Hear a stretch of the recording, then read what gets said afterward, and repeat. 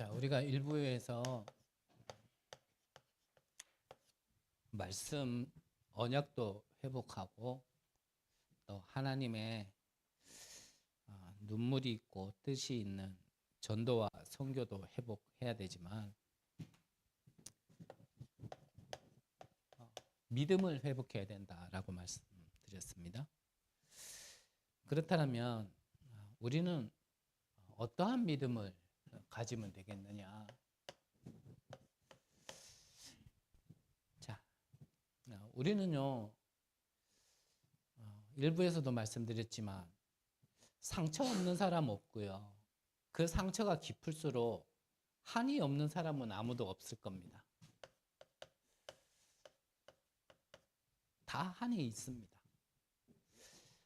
그래서 이 한 상처 때문에 사실은 자기 인생을 갱신해 보려고 하기도 하고 자기 인생을 뭔가 계획해 보기도 하고 이 한에 맺혀가지고 돈도 벌어보려고 하고 또 한에 맺혀가지고 성공도 해보려고 하고 나름대로요 인생을 살아가는 방법은 여러 가지인지 모르겠지만 대부분은요 기준이 이 한으로 뭔가 한 때문에 살아간다라는 기준은 거의 비슷할 겁니다. 그래서 우리는 그런 어떠한 상처의 한이 아니고요. 이게 언약의 한이어야 되는 거죠. 언약의 한이 되지 않으면 사실은 그 상처 때문에 매여가서 본인도 본인이지만요. 사실은 주변 모든 것을 힘들게 만들고 어렵게 만들고 결국은요. 지들지들 다 죽게 만들게 되거든요. 그래서 이 상처라는 것, 한이라는 걸 우리는 하나님이 주신 이 복음으로 그 망대로요. 반드시 여러분들의 발판이 되어져야 됩니다. 그래서 발판이 되어진다는 건 뭐냐면요. 여러분들이 축복받을 수 있는 유일한 증인으로 선다라는 얘기거든요. 그러면 성경에 보면 이 자신의 한을 언약의 한으로 바꾼 사람들이 있습니다. 그 사람이 누구냐면 첫 번째로는 요게벳이죠.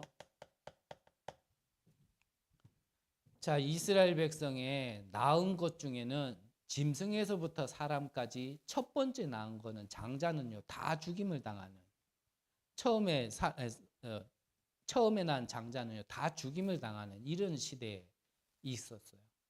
그 와중에 요게벳이 아들을 낳았는데 자식을 낳았는데 그게 아들인데 죽임을 당하게 된 겁니다.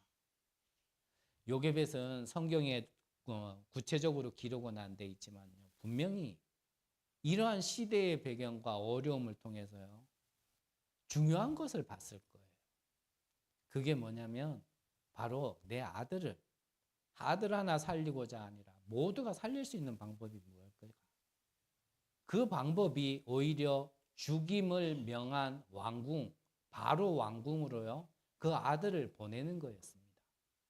보내는데 그냥 보내면 안 되잖아요. 비밀이 있어야 되잖아요.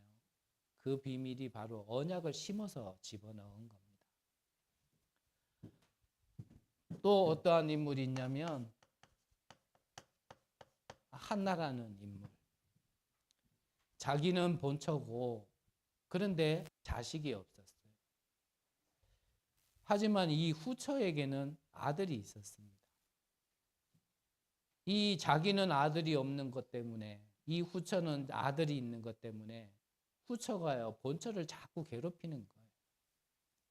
그래서 그것 때문에 너무나 힘들어하니까 그 남편이 내 아들을 낳아주는 것보다 너에게 아들이 있는 것보다 내가 너를 더 사랑하는 게 그게 더 좋지 않냐. 맞는 말인데도요. 이 한나에게는 이게 상처가 되고 한이 돼서 그게 위로가 안 되는 거예요. 그것 때문에 하나님 앞에 기도하다가 그것 때문에 하나님께 기도하다가요. 하나님의 중요한 뜻을 발견한 겁니다. 그게 뭐냐면 지금 아들이 중요한 게 아니다. 지금 엘리 제사장은 영적으로 눈이 어두워졌고 그 아들 홈리와 비니아스는 타락을 해버린 거란 말이에요. 즉 복음이 끊기고 말씀이 끊긴 이 시대에 지금 아들 하나 있는 게 중요한 게 아니고 이 복음과 말씀을 회복할 수 있는 나시린이 중요하다라는 걸요 깨닫고 자기 아들을요 나시린으로 하나님 앞에 드린 겁니다. 그래서 모세도 어떻게 쓰임 받았는지 여러분들이 잘 아시고요. 사무엘도 어떻게 쓰임 받았는지는 여러분들이 잘 아시잖아요. 그리고 한 인물이 또 다윗입니다. 다윗은 자기가 왕이니까 왕궁에서 지냈단 말이에요. 그런데 어느 날 왕궁을 거닐다가 저 하나님의 언약이 담긴 언약궤가 먼지 날리고 바람 불면은 펄럭거리는 저 천막 안에 있다라는 게요. 너무나 마음이 아팠는 거예요. 이렇게 보는 사람이 잘 없을 겁니다. 우리 현실로 가깝게 얘기를 한다면 여러분들이 그렇다라는 게 아니고요. 괜히 또 뭐 말만 하면은 또 나한테 뭐라 하네 이럴까 봐 지금 미리 말씀드리는 건데 여러분들이 그렇다라는 게 아니고 또 안 그런 것도 아니지만 이 하나님의 성전 교회는 어떻게 되든지 별로 상관없어도요. 내 집은 좋은 거로 꽉꽉 채워놔도 이 하나님의 교회는요. 어떻게 되든지 별로 상관없는 게 사실은 대부분의 사람들의 생각이란 말이에요. 다윗은 자기는 이 화려한 왕궁에서 지내는데 이 언약궤가 있는 그 성막은요. 저 바람 불며 먼지 나는 거기에 있는 걸 보고요. 안타까워했다니까요. 그 마음만 가졌는데도 하나님께서는요. 다윗을 축복하셨는 겁니다. 얼만큼요? 성전을 준비하는데 하나님이요. 말 그대로 빛의 경제를 허락하신 거예요. 대부분의 교회가 교회 건축한다 그러면 그 재정이 없어가지고 헐떡거리고 짓다가도 마저 그거를 책임지지 못해가지고 짓다가 넘어가는 교회당도 많고 지어놨는데 그걸 감당 못해가지고 팔려나가는 그런 교회당도 많고 또 다 지어놨고도 그거를 감당해야 될 성도들이 하나가 되지 못해가지고 또 이 편이 나눠져 가지고 싸우다가 교회 나가버리니까 이 교회를 어떻게 유지를 합니까? 지금 우리 가까이에 있는 얘기들이라니까. 근데 다윗은 이 성전을 짓기 위하여 하나님이 빛의 경제를 허락하셨는데 더 이상 이제 안 가지고 와도 된다라고 얘기할 만큼요. 하나님이 거기다 쏟아 부었다.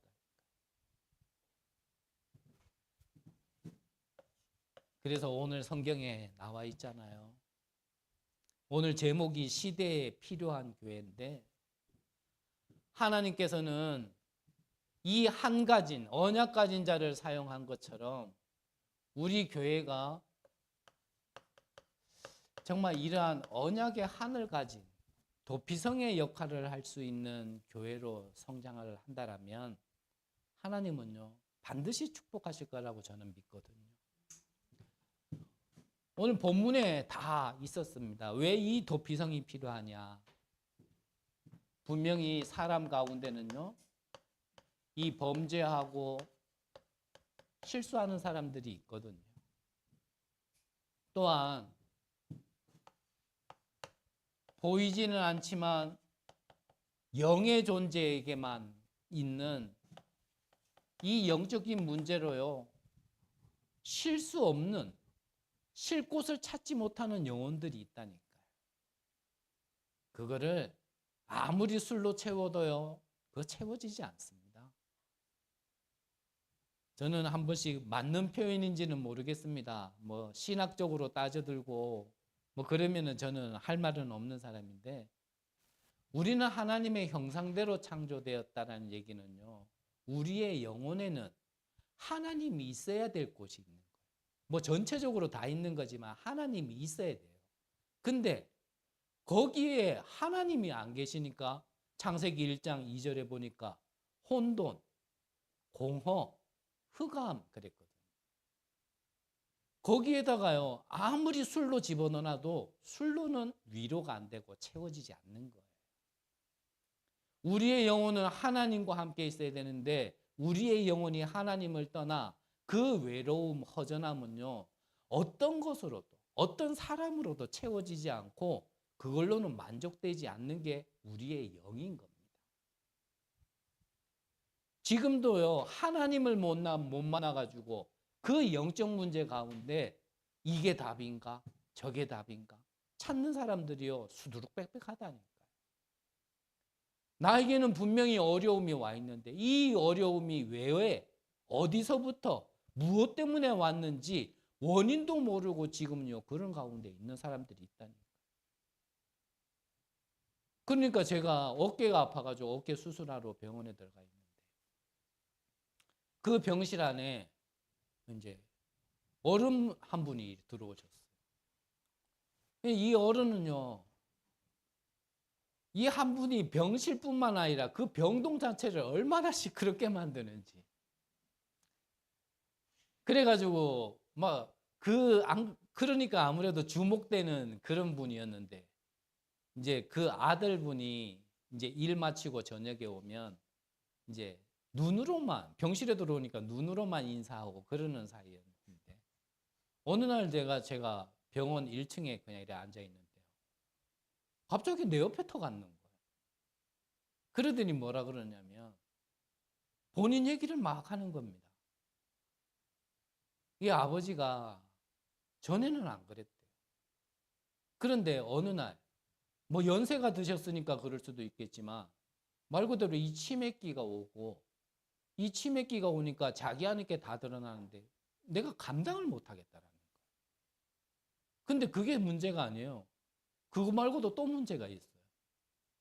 본인이 차를 몰고 뭐 이렇게 하는 업을 하나 봐요. 이래 길을 가다가도 어떤 길을 자기가 지나가지는 못하겠대요. 그래서 그 길을 갈 때는 일부러요, 그 길을 가면 질러 갈 수 있고 빠른 길로 갈 수 있는데 돌아서 간다라는 거예요. 그 길을 왜 못 갔느냐? 거기에 있는 건물에서 자기 딸이요, 투신해가 자살했어요.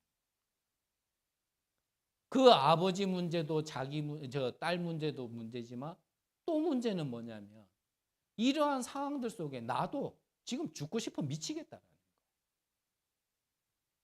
그 얘기를 내 옆에서 갑자기 하는 거예요.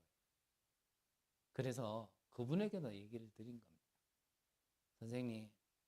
선생님에게 있는 문제는 아버지 문제도 아니고 딸의 문제도 아니고 본인의 문제는 더욱더 아닙니다.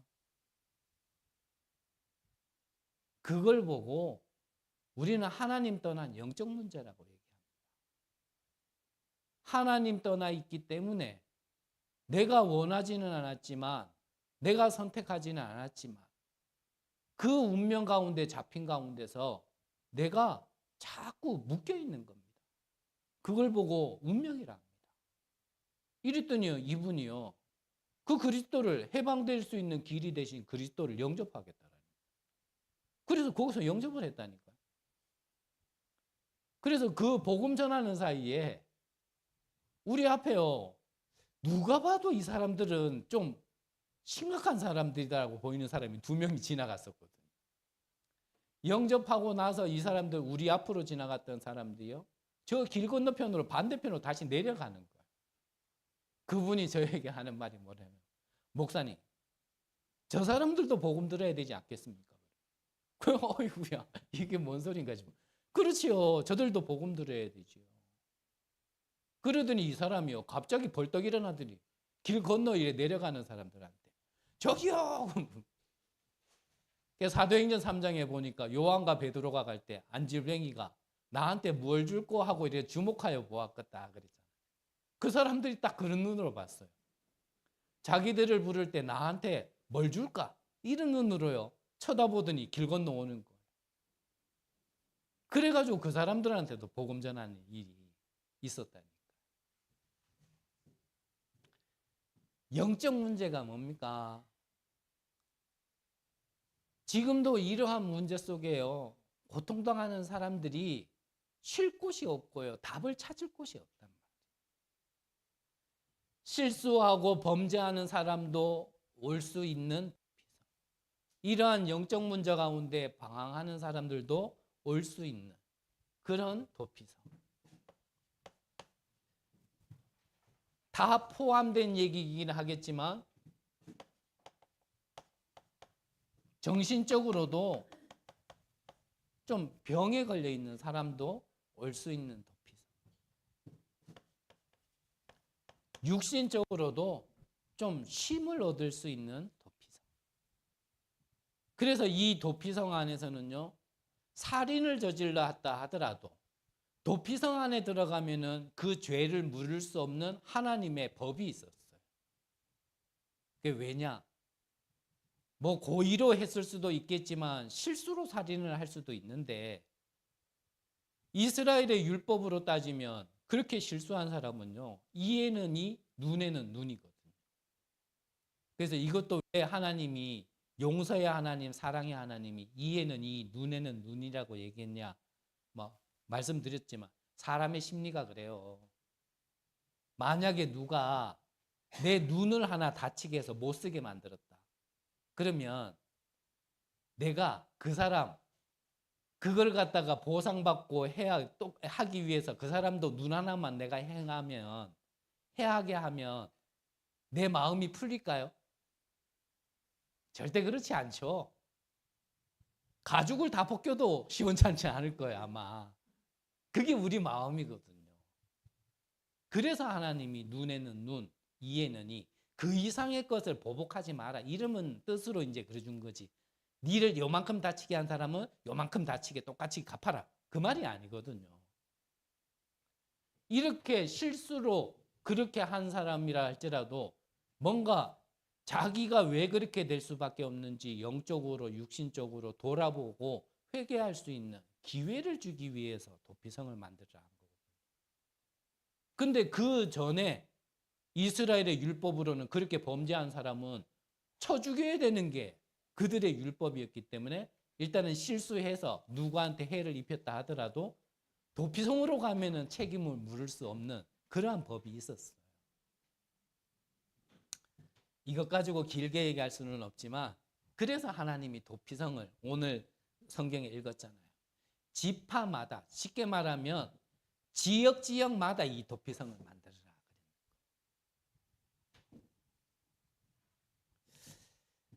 결국은 왜 이렇게 해야 됩니까? 우리는 이러한 자들도 정말 어찌 보면 하나님 앞에 쓰임 받을 수 있도록 우리는 기회를 줘야 되거든요.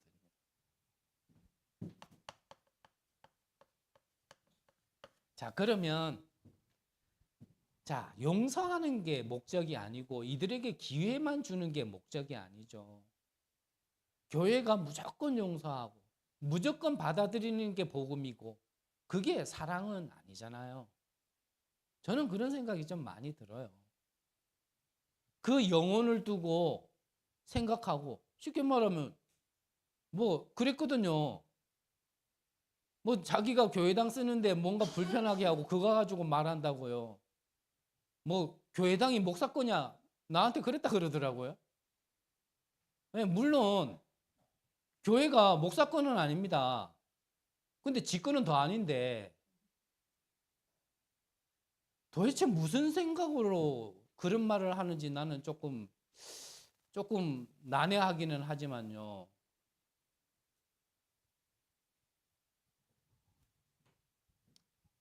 우리가 그러한 것들을 모두 그냥 수용하는 것만이 교회는 아니라 생각 들거든요. 무조건 그걸 받아들이는 것만이 사랑은 아니라고 저는 생각이 들어요. 왜 그러냐면 그런 사람도 우리가 기회를 주고 용서하는 이유는 지금 본론에서 얘기할 세 가지를 전달하기 위함인 거지 용서가 목적은 아니라는 거예요. 그렇게 얘기하고 더 심한 얘기를 했다 하더라도 우리가 용서하고 기회를 주는 거는 무엇인가 전달하기 위함인 거지 그 전달함 없이 그냥 교회니까 용서하고 무조건 받아들이고 그거는 아니란 말이에요. 그건 아무런 의미가 없다라고 저는 생각이 들거든요.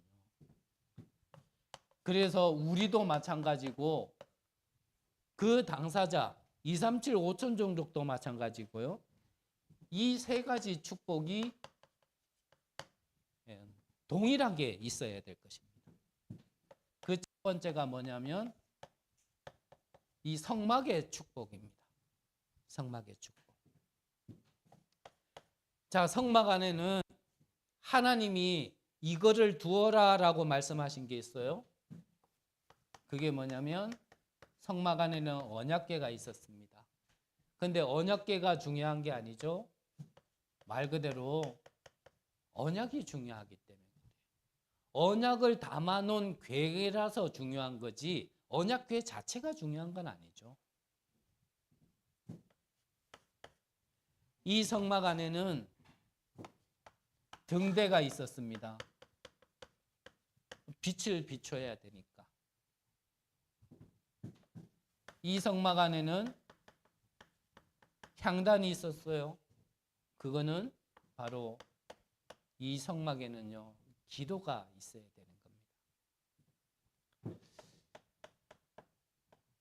물두멍이 있었습니다. 물두멍은 뭐 하는 겁니까?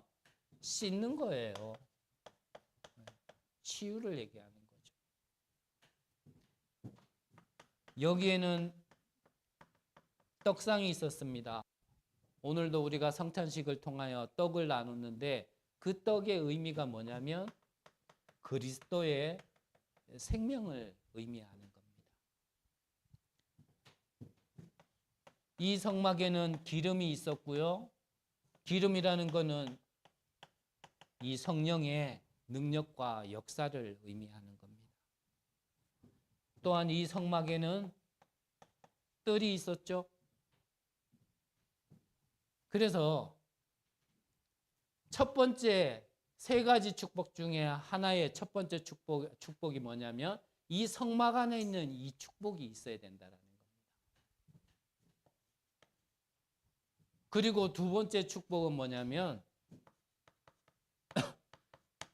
성전의 축복입니다. 이 성전에는 성막에 있어야 되는 그 뜰과 연관된 같은 얘기겠지만 이방인의 뜰이 있어야 되고요. 기도의 뜰이 있어야 되고 아이들의 뜰이 있어야 됩니다.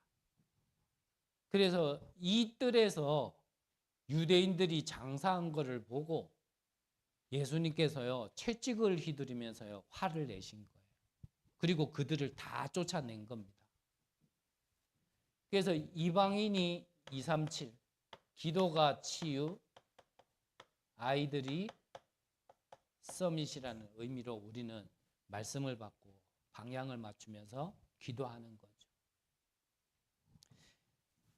그래서 뭐 자꾸 얘기하면은 또 길어지겠지만 우리 교회 안에 이거를 준비해야 됩니다. 이게 시대의 요청이고 이거 피 없는 교회는요 사실상 그렇게 중요한 교회는 아니에요. 그래서 뭐 말씀드리지만 뭐 굳이 우리 교회 아니라도 그냥 예배드리는 교회는 많잖아요. 또 여러분들도 예배드릴 교회가 없어서 오신 거는 분명 아니잖아요. 예배드리려고 그러면은 우리 교회당보다요 훨씬 더 잘 갖춰진 교회 많습니다. 예배 드릴 거면 거기서 예배 드리셔도 돼요. 근데 그러한 교회들이 있고 그러한 목회자들이 있는데 우리 교회를 세워서 우리가 쓰임받아야 될 내용이 무엇이냐면 거기에 전혀 없다 뭐 그런 의미보다는요 우리는 좀 이걸 실제 준비를 해야 된다는 겁니다. 마지막 세 번째 교회의 축복이죠. 교회에는 무엇이 있어야 되냐면요. 자, 이렇게 얘기하면 좀 너무나 막연하고 좀 구체적이지 못하지만 좀 세세한 건 우리가 좀 하나씩 짚어가기로 하고요. 교회는 7망대가 있어야 됩니다. 그리고 7 여정과 이정표가 있어야 되죠. 그래서 결론적으로요.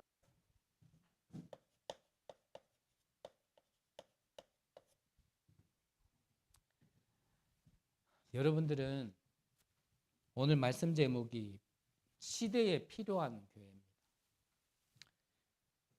교회는 우리가 이렇게 모이는 교회는요, 결국은 어떠한 사람들이 모였느냐가 결국은요, 색깔이 정해지게 돼 있고 분위기가 정해지게 돼 있어요.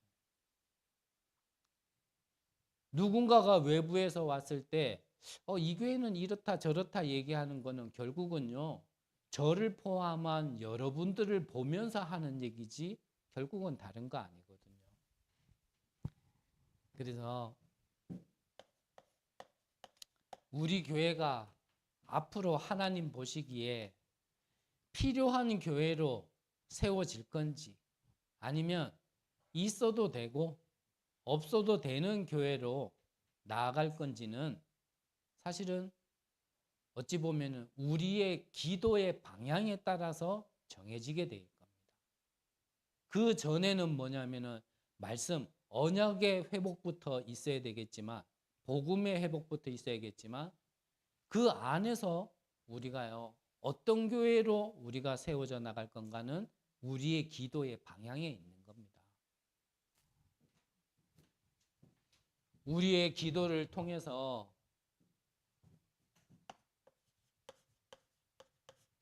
진짜 필요한 교회로 세워지려면 300%좀 준비하셔야 됩니다. 실제를 준비하셔야 돼요. 내 개인에 관한 전문성이죠. 하나님이 주신 여러분들의 망대를 통하여서요, 여러분들의 전문성을 준비하셔야 돼요. 실제 준비를 해야 돼요. 이런 얘기하니까 여러분들의 눈이 갑자기 멍해지는데 뭘 하라는 거냐? 예. 그렇기 때문에 기도를 해야 된다니까요. 그 달란트를 발견하는 게 먼저라니까요. 나를 부르셔가지고 하나님이 어떤 걸 통하여 세계복음할 것인가? 유대인들은요, 이미 세계복음화라고 하기에는 뭐하지만 자기 인생에 어떤 걸 해야 될지를 이미 14살 때 한다니까요. 근데 대학을 졸업해도 못 찾고 직장을 다니면서도 못 찾고 그런 사람들 많잖아요. 대학을 졸업했는데도 전혀 상관없이 사는 사람들 많아요. 제가 옛날에 아르바이트 한다고요, 수입고기, 그 얼린 고기 자르는 거기에서 제가 아르바이트를 좀 한 적이 있었거든요. 알테스 다닐 때. 거기에 같이 일했던 사람 중에 한 사람이 한날은 그 사람 차를 탔는데요, 차 뒷좌석에 뭐가 실려 있냐면 법에 관한 서적이 한 권이 이만해요, 두께가. 이게 5권, 6권이 있는 거예요. 그래서 도대체 매치가 안 되잖아요. 그 고기 자르는 사람이 법률 서적이 5권, 6권 있을 게 뭐예요. 그래가지고 물어봤죠. 아니, 이거 읽으시냐고. 그러니까 다 읽었대요. 읽은 정도가 아니고 공부도 했대요. 아니, 뭐 하는데 그 법에 관심이 많냐 그랬더니 뭐라 그러냐면 법대 나왔다라는 거예요. 법대 나와가지고요, 고기 자르고 있더라니까요. 대학을 졸업해도 내 거를 못 찾으면 그래 된다. 여러분들이 지금 하는 게 틀렸다가 아니고 세계복음화를 위해서 여러분들에게 주신 그 달란트, 그걸 전문성, 그걸 준비하셔야 된단 말이에요. 그럼 그게 뭘까? 고민해 보셔야 돼요. 나는 무엇으로 세계복음화할까? 고민해 보셔야 돼요. 아무 생각 없으시면 사실은 좀 그렇지만 저는 표현을 예쁘게는 잘 못하니까 그냥 말로만 하는 세계복음화밖에 안 돼요. 그리고 시간만 자꾸 그냥 가는 거지.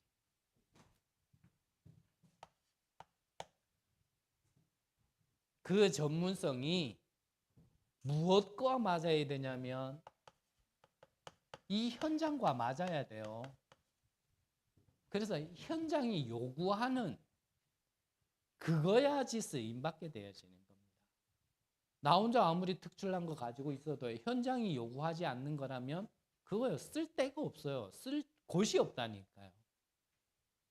그러면 현장이 요구하는 거는 어떻게 찾냐? 말 그대로 현장에 들어가 봐야 알아요. 내가 현장에 안 들어가 보는 데는 아닌 말로 이 경주 지역을 복음화하기 위하여 우리가 복음을 전하고 싶은데 그 복음이 들어갈 수 있는 그 통로가 바로 그들의 요구란 말이죠. 그거를 채워준다가 아니라. 그걸 모르는 데는 솔직히 지금 시대에 어떻게 전도하겠어요? 아닌 말로 옛날 같았으면 이렇게도 저렇게도 학교도 막 들어가서 복음 전하고 집집마다 문 두들겨 가면서도 복음 전할 수 있고 이렇게 저렇게 할 수 있지만 요즘에 그렇게 하면요 다 잡혀갑니다. 그렇게 해가지고 되지도 않는 시대예요, 솔직한 말로. 그러한 시대에 우리가 그러면 어떻게 복음을 전할 수 있느냐? 그거를 현장에서 찾아야 되지. 우리끼리 머리 싸매고 막 머리 둘, 셋, 넷 모아가지고 고민한다고 되는 거 아니에요. 그래봐야 고인돌만 되는 거지. 그래서 말씀드리는 겁니다. 다락방을 시작하셔야 돼요. 여러분들의 다락방을 시작하시면 현장의 필요함이 그 안에서 발견되기 시작. 아, 그렇다면 나는 근데 틀림없을 겁니다. 나의 과거와 상관없지 않을 거예요. 내 과거가 상처로 묶여 있다라면 보이지 않을 텐데요. 언약의 한으로 발판이 돼 있다라면 그래서 그랬구나. 이게 나만의 문제가 아니라 이게 시대 문제구나. 현장의 요청이구나. 딱 보이게 돼 있어요. 그런데 그 답을 주는 게 어렵냐? 내게는 답을 가진 자라면 그 답 주는 건 어렵지 않단 말이에요. 그러니까 저에게도 과거에 그러한 것들이 좀 그래도 발판됐다라고 말씀드리고 싶은데 그 답난 부분에 있어서요. 답 얻을 자들이 그렇게 만나지기 시작하는 거예요. 내가 찾아간 게 아니고. 답을 찾는 영혼들이기 때문에요. 답 가진 사람에게는 붙어지게 돼 있는 겁니다.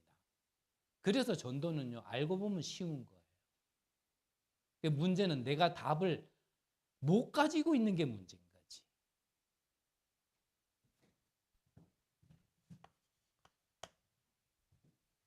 그러면 이게 미래에 대한 지속을 해야 되기 때문에 그래서 시스템을 준비하는 겁니다. 그래서 저는 이러한 도피성을 역할할 수 있는 게 우리 교회당이 될 수도 있지만 교회당 안에도 있어야 되겠지만 함께 꾸밀 수도 있겠지만 필요하다라면 하나님이 허락하신다라면요. 정말 237이 정말 기도할 수 있고 정말 서밋될 수 있는 그러한 장소와 그러한 환경이 어딜까? 무엇일까? 그러면 그 안에 채워야 될 내용은 무엇일까? 영적으로도 독립해야 되지만 정신적으로도 삶적으로도 독립할 수 있는 누구의 도움이 필요한 사람이 아니라 자립할 수 있는 그러면 그 내용은 무엇일까요? 저는 그걸 계속요 어찌 보면 기도하는 거예요. 그리고 이 일에 정말 증인된 모델이 누굴까? 저는 그거 보는 겁니다. 여기에 눈뜬 자가 내 상처 때문에 내 인생 하나 뭔가 벗어나 보려고 성공해 보려고 바둥바둥대고 그래서 하나님 믿고 그래서 예배 드리는 그런 분들은 그렇게 하시면 되고요. 근데 그걸 넘어서서 내가 가진 문제에 대해서 하나님이 하나님의 방법으로 답을 주셨고 내가 거기서 해방되어졌고 발판이 되어졌다라면 나는 그 일에 정말 쓰임받을 수 있도록 나는 내 인생의 모든 걸 올인하겠다. 라고 결론 내린 사람이 나올 때까지 저는 기다리는 거예요. 그러지 않으면 절대 이렇게 안 세워질 거라고 저는 생각합니다. 왜냐? 앞으로 점점 더 힘들 거니까. 지금 힘든 거는 힘든 것도 아닐 만큼 더 힘든 시대가 올 거니까. 정말 올인하지 않으면 안 되는 시대가 올 거니까. 어영부영 이렇게 가지고는 도저히 갈 수 없는 그러한 시대가 올 거니까. 뭐 우리 메시지 안 들을 거라고 저는 확신하고 말씀드린다면 일부 때 말씀드리려다가 지금도요. RTS에서도요. 계속 얘기 나와요. RTX 학생들과 졸업생들이 이건 이런 거 아니냐 저건 저런 거 아니냐. 예, 말할 건 말해야겠죠. 근데 저는 거기에 에너지 소비하고 싶지 않아요. 누가 맞고 틀리고도 저는 모르겠고요. 그런데 오직 하지 않으면 못 갈 겁니다. 올인하지 않으면 절대 갈 수 없는 길이 이 길일 겁니다. 그래야 될 이유가 저는 여기서 나와진다고 보거든요. 그게 나를 부르신 하나님의 언약의 한이구나 라고요. 정말 여기에 불타는 사람이 나오지 않으면 절대 할 수 없을 겁니다. 그래서 저는 그러는 거예요. 저의 기도에 따라서 뭐 이렇게 저렇게 된다라는 건 좀 웃긴 얘기겠지만 저는 여러분들을 기도할 때 왜 좋은 목회자 많은데 좋은 교회 많은데 왜 이렇게 부족하고 연약하고 실수하고 잘못만 하는 이런 목사를 만나게 하셨을까? 제가 여러분들한테 잘해주는 것도 없는데 왜 여러분들은 꾸역꾸역 여기 올까? 그러는 배경 속에 여러분들이 정말 이런 모델로 증인으로 그런데도 불구하고 온다라면 여러분들이 이러한 모델로 증인으로 쓰임 받았으면 좋겠다라는 마음으로요. 저는 기도하는 겁니다. 그래서 좀 더 구체적이고 우리가 하나하나 나아감에 있어서는 늘 말씀드렸지만 이러한 망대를 중심으로요. 하나하나 이제 세워 나갈 겁니다. 그래서 좀 그래요. 여러분들이 좀 고민하세요. 고민하시고 결단하시고 그 결단에 저는 맞고 틀리고는 모릅니다. 저는 무식해가지고 맞고 틀리고는 모르기 때문에 제가 이러쿵저러쿵 얘기할 수는 없고 저는 개인적으로 그래요. 나를 살린 거는 그 누구도 아니고 그냥 이 복음이었기 때문에 이렇게라도 살 수 있도록 제가 서 있는 모든 힘의 근원은 이 복음이었기 때문에 이렇게라도 여러분들 앞에 잘 하지도 못했지만 심부름할 수 있도록 서게 해준 것도 복음이기 때문에 그냥 저는 거기에 결론 내겠다라고 생각을 하는 겁니다. 기도하겠습니다. 하나님, 우리 개인들이 먼저 이 성막, 성전, 교회의 축복을 회복하게 하옵소서. 우리 교회가 이 지역과 민족과 세계에 필요한 교회로 세워지도록 인도하여 주옵소서. 우리의 잘못이 있다면 갱신할 수 있도록 깨달음을 허락하여 주옵시고 우리의 연약함이 있다면 성령으로 우리에게 능력으로 충만하게 하여 주옵시고 우리가 나아가는 발걸음 속에 어려움이 있다면 이전과 같이 역사하셨던 하나님이 앞으로도 하실 거라는 믿음으로 나아가게 하여 주옵소서. 살아계신 예수 그리스도의 이름으로 기도드립니다. 아멘.